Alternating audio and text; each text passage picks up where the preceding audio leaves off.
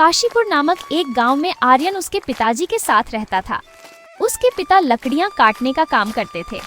मां के गुजर जाने के बाद घर का सारा काम खुद आर्यन अपने हाथों से करता था। समस्या उस दिन हुई जिस दिन उसके पिताजी लकड़ी काटते वक्त पेड़ से गिरकर लगभग अपाहिज हो गए। एक बार फिर से सोच कर देख ले बेटा, घना जंगल है और तू अभी बहुत छोटा है। छोटा हूँ तो क्या हुआ पिताजी? बेटा, जंगल में कितनी परेशानियां होती है पता है। पिताजी अभी वो सब सोचेंगे तो हमें खाना नहीं मिलेगा।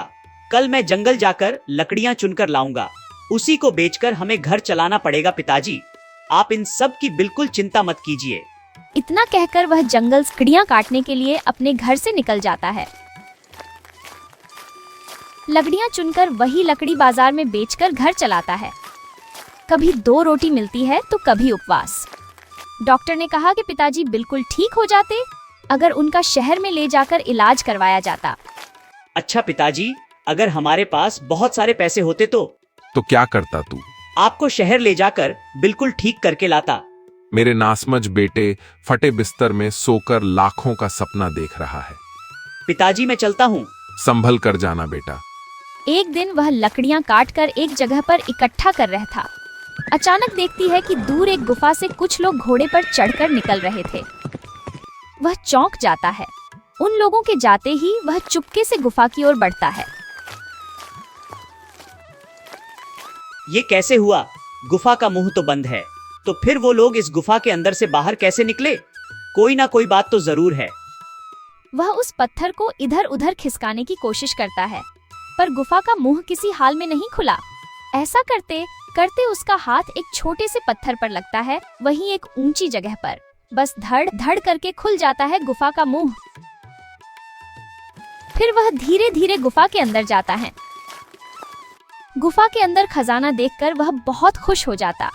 साथ ही पीछे से गुफा का मुंह बंद हो जाता है। कितने सारे मोहर, मतलब यह डकैतों की लूट की हुई संपत्ति है। यहाँ से भागना पड़ेगा। और वह जहाँ से अंदर आया था वहाँ दौड़ कर जाता है। वह बहुत कोशिश करता है लेकिन गुफा का मुंह नहीं खुलता है। ये क्या हुआ? ये खुल क्यों नहीं रहा?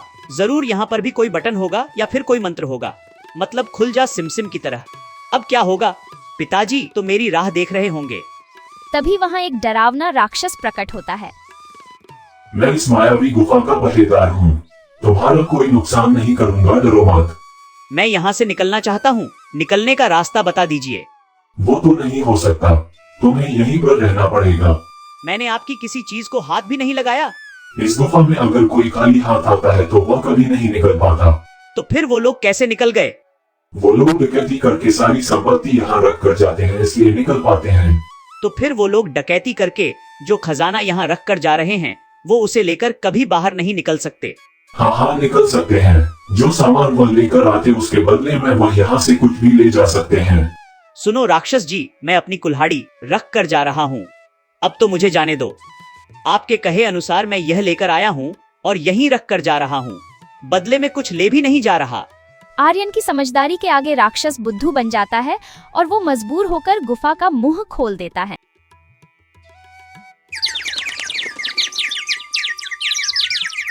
अगले दिन जब सारे डकैत लौटते हैं तो उन्हें एक कुल्हाड़ी दिखाई देती है। ये क्या? ये किसकी कुल्हाड़ी है? लगता है गुफा में कोई आया था और वह बाहर कैसे गया? यह कैसे संभव है? अरे सरदार, इतनी चिंता क्यों कर रहे हो? खजाना वैसा का वैसा ही है, कुछ भी चोरी नहीं हुआ, देखिए ना। नहीं नहीं, कौन आया था अंदर और वो बाहर कैसे निकला? तुम पहरा नहीं दे रहे थे क्या? नहीं नहीं, उस लड़के ने कुल्हाड़ी रखते हुए कहा कि मैं खाली हाथ तो नहीं आया हूँ। वाह, क्या बात, क्या दिमाग है। जिस लड़के में इतना दिमाग है वो कभी भी यहाँ आकर हमारी सारी संपत्ति उड़ा कर ले जाएगा। उसे ढूंढकर निकालना होगा। फालतू में अपनी कुल्हाड़ी वहाँ रख कर आना पड़ा। यह सब मेरे ज्यादा जानने की वजह से हुआ। उधर डकैत सरदार बेस बदलकर काफी सारी कुल्हाड़ी लेकर बेचने निकल पड़ा था। देखता हूँ अगर कम दाम में कोई कुल्हाड़ी मिल जाए तो। ये कितने की है? इसका दाम काफी कम है बेटा, सिर्फ 3 रुपए। आर्यन की नजर पड़ती है अपनी कुल्हाड़ी की तरफ। हाथ बढ़ाकर लेने जाती है पर वह एकदम से अपना हाथ हटा लेता है। तो क्या ये उन डकैतों में से कोई है? भागना पड़ेगा, मुझे भागना पड़ेगा यहाँ से।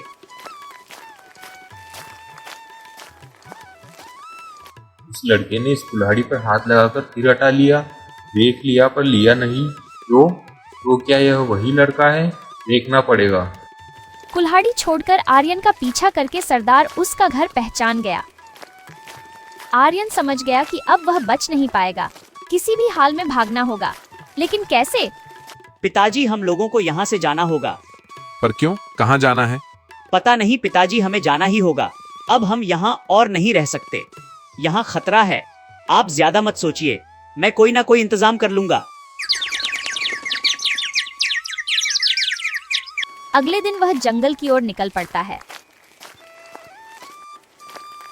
जंगल में दूर छिपकर इंतजार करता है डकैतों के बाहर जाने का।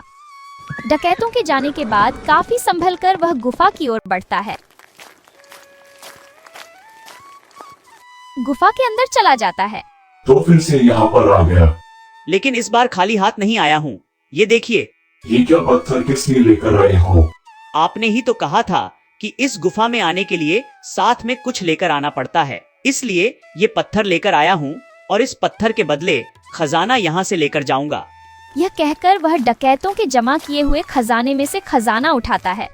वही तो, मैं अपनी शर्त के अनुसार इसे रोक भी तो नहीं सकता। वह खजाना लेकर चला जाता है और राक्षस शर्त के अनुसार गुफा का मुंह खोल देता है। ये तू क्या कर रहा है बेटा? चिंता मत कीजिए, सिर्फ आज की रात छिपकर डकैतों की आंखों में धूल झोंक दी तो बस। इस वक्त यहाँ कोई भी नहीं है। जो करना है मुझे अभी के अभी करना होगा। अब खजाने को अपने हाथ में लेकर और बड़ी मुश्किल से पिताजी को सहारा देकर एक पेड़ के पीछे जाकर छिप जाते हैं। इतने में ही वहाँ डकैत आ जाते हैं। बेटा, ये तो डकैत है। हाँ पिताजी, चुप, बिल्कुल बात मत कीजिए। जा, इस घर के अंदर जा। इसकी इतनी हिम्मत कि हमारा खजाना चुरा लिया इसने। लेकर आ उस लड़के को। सरदार, अंदर कोई नहीं है, भाग गए हैं, घर खाली है। और हमारा खजाना? नहीं, वो भी नहीं है। चलो चारों ओर ढूंढते हैं, वह ज्यादा दूर नहीं पहुंचे होंगे। सारे डकैत चले जाते हैं। वह अपने पिताजी को लेकर वापस अपने घर आ जाता है। पिताजी, हम कल सुबह ही यहाँ से निकल जाएंगे। मुझे जितना मिला है मैं उसी से आपका इलाज करवाऊंगा। उसके बाद हम लोग कहीं और घर लेकर रहेंगे। आप फिर से अच्छे से पहले की तरह चल फिर पाएंगे। यदि आपको ये कहानी देखकर मजा आया हो तो लाइक कर दीजिए और सब्सक्राइब कर लीजिए